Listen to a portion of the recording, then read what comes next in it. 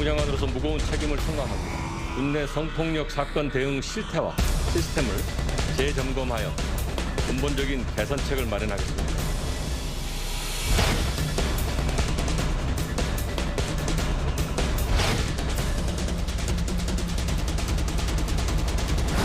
대구나 국방부에서 변명을 하는데 피해자가 원치 않아서 피해자가 원치 않은 게 보호조치 해주지 말라는 거 아니잖아요. 매번 반복되는 같은 사건에 국방부가 제대로 대처할 것이라는 기대를 갖기 힘듭니다.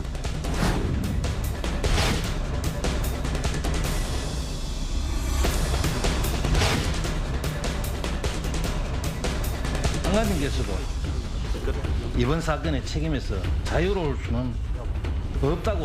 후속 조치를 잘 하고 인사권자께서 판단하시리라 믿습니다.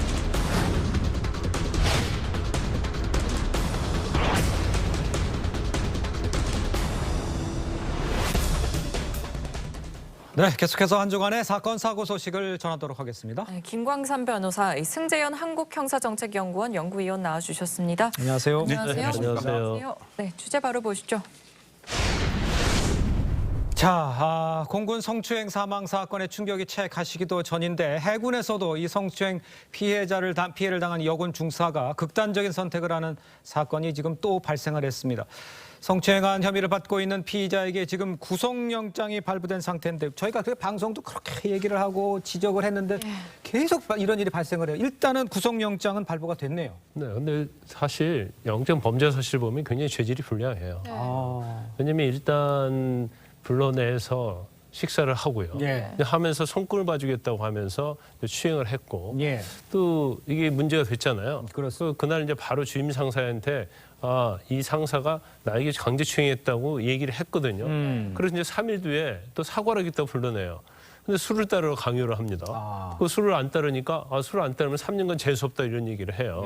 그러니까 좀 어떻게 보면 1차를 가해하고 나서 2차가까지 이루어진 거고 그 과정에 보면 이제 군의 어떠한 대응이 매뉴얼이 좀 잘못돼 있고 사실 지난번 우리가 공군 여중사 극단적 선택한 사건이 있었잖아요. 예. 똑같은 사건이거든요. 예. 그럼에도 불구하고 어떻게 몇 개월 만에 똑같은 사건이 이루어질 수 있는가.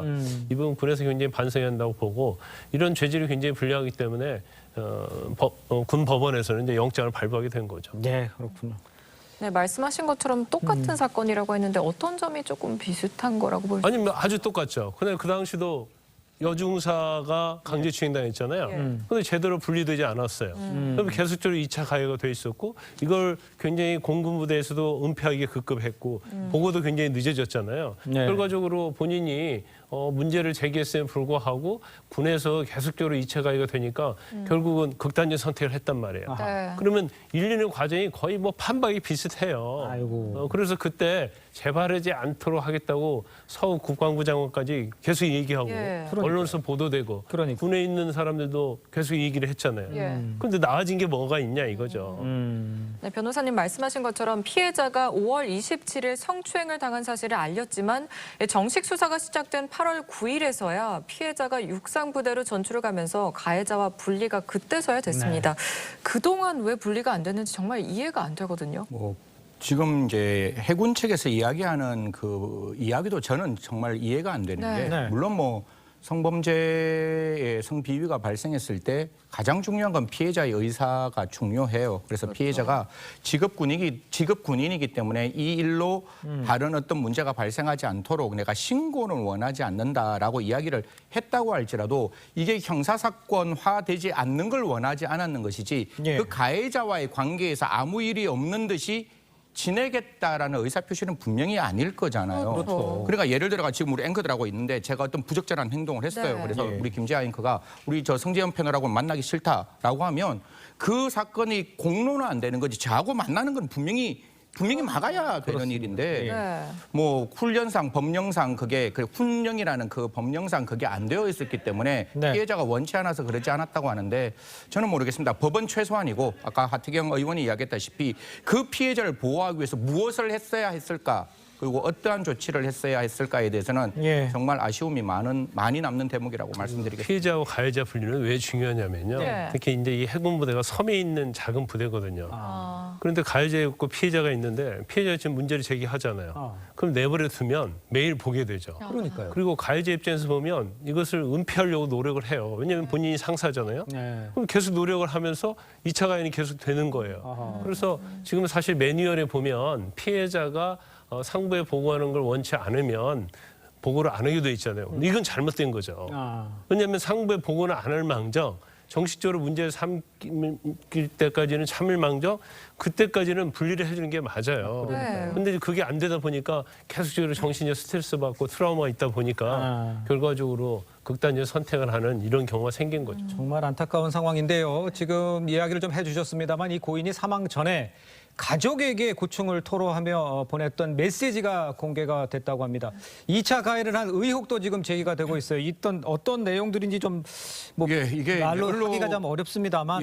언론에 나와 있는 이야기 혹시나 이게 또 제가 이야기하는 게 2차 가해가 될 수 있으니까 가장 간단한 이야기만 좀 말씀을 드리겠습니다. 일을 할 때 그 사람의 입장에서는 자기가 그 일에서 배제되는 게 굉장히 스트레스 받을 수 있는 일이거든요. 분명히 내가 오늘 와서 어제까지 했는 일을 오늘 내가 그 일을 하지 못한다는 게 굉장히 조금 이게 마음이 아픈 일인데 자꾸 업무에서 배제되고 있다. 그렇기 때문에 내가 정식 신고를 하겠다라고 이야기를 했습니다. 그리고 이제 정식 신고를 하고 난 다음에 나름대로의 지금 나와 있는 매뉴얼은 좀 지켰는 것 같아요. 그 정식 신고에서 첫 번째 피해자 조사를 할 때 선고충 상담관이 배석을 하고 국선변호인도 배석을 하고 8차례에 거쳐 상담을 했다는데 이게 11일부터 사실 19일까지 휴가를 내는 그 상황에서 11일 날 휴가를 내고 12일 날 정말 안타까운 이제 극단적인 선택을 하게 되는데요. 왜 이렇게 극단적인 선택을 하게 되었을까도 이 부분도 분명히 열어놓고 좀 들여다봐야 한다라는 말씀드리겠습니다. 네, 그런데 서욱 국방부 장관은 이 성추행 피해가 발생한 지 77일 만에 최초 보고를 받은 것이다 이렇게 얘기를 했는데 군의 보고 체계가 그런 문제가 어느 정도 있는 거 아닙니까? 근데 저것은 이제 근본적인 문제가 있어요. 그러니까 우리가 일반적인 공무원 사회에서는 개방돼 있잖아요. 민간이기 때문에. 그래서 문제가 되고 나면 사실은 바로 보고가 될 수 있고 또 피해자와 가해자가 분류도 돼 있는데 이제 군의 특성은 이런 거죠. 굉장히 폐쇄적이고 은폐적이잖아요. 그래서 어떤 보안상 그런 부분도 있다 보니까 이걸 굉장히 축소하는 경향이 있고 피해자가 결국 대충 문제를 안 삼고 넘어가면 이게 없던 걸로 될 수가 있어요. 문제를 삼으면 또 지휘자의 책임이 있을 수 있거든요. 그러다 보니까 군대에서 계속적으로 이 부분을 제대로 보고를 안 하려는 경향이 있다. 이 사건도 전체적으로 보면 5월 27일 날 강제추행 사건이 있었거든요. 주임 상사에도 보고를 했습니다. 이때부터 어떤 매뉴얼이 제대로 돼 있다고 한다면 이 여중사가 아마 오히려 보호를 받았을 거예요. 근데 보호받지 않고 계속 노출되면서 군에서는 없던 걸로 하려고 하다 보니까 어떻게 보면 본인의 입장에서는 정말 괴로운 거죠. 근데 결과적으로 지금 지난 8월 7일에 정식 보고가 됐고 8월 9일 날 그 섬에서 떠나가지고 평택에 있는 육상에 있는 부대로 옮겨졌어요. 2달 반 동안 굉장히 힘든 세월을 보냈겠죠. 그래서 아마 이제 군에서 어떤 또 요즘 특히 자주 일어나는 이유 중에 하나가 성인지에 대한 것이 좀 부족합니다. 군이라는 존재가 거의 남성 위주로 이루어져 왔잖아요.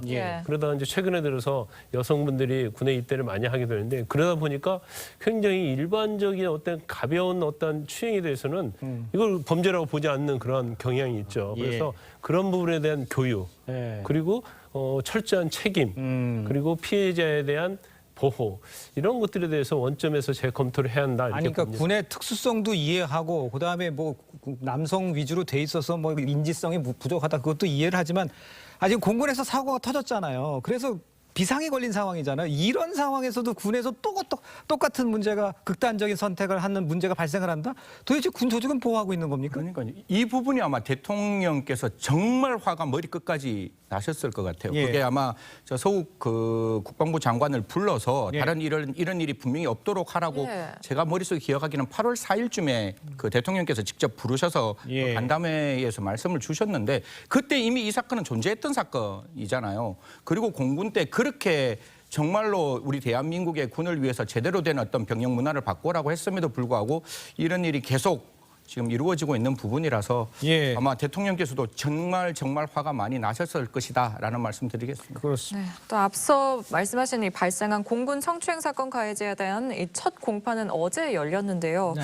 근데 성추행 가해자는 강제추행만 또 인정을 한 것 같아요. 근데 앞으로 재판 어떻게 좀 전망할 수 있을까요? 제가 볼 때 이제 강제추행은 뭐 너무 명확하니까 인정을 했던 것 같고요. 이제 보복 협박죄라는 것이 특가법에 규정이 돼 있어요. 그러니까 자기와 관련된 자기의 재판이랄지 수사와 관련돼서 고소 아니면 진술 이런 거에 대해서 영향을 미칠 목적으로 협박을 하게 되면 이걸 보복 협박으로 해서 이제 특가법에서 뭐 경우 때는 1년 이상 징역 또 이게 네. 아주 심하면 형량이 굉장히 무겁거든요. 예. 그런데 지금 보복 협박 내용은 피해자에게 미안하다 없던 일을 해달라 나 신고할 거지 신고해봐 뭐 이런 취지로 얘기했다는 거죠. 뭐 하루 종일 내가 죽어야만 한다는 생각이 든다. 그러니까. 그럼 이런 문자를 받았을 때 피해자 입장은 어떻겠어요? 그러니까 이게 사실 구체적으로 야 진술 이렇게 해줘 고소 취하해 그런 식으로 하지는 않았지만 네. 전반적인 취지의 내용을 보면 상대방으로 하여금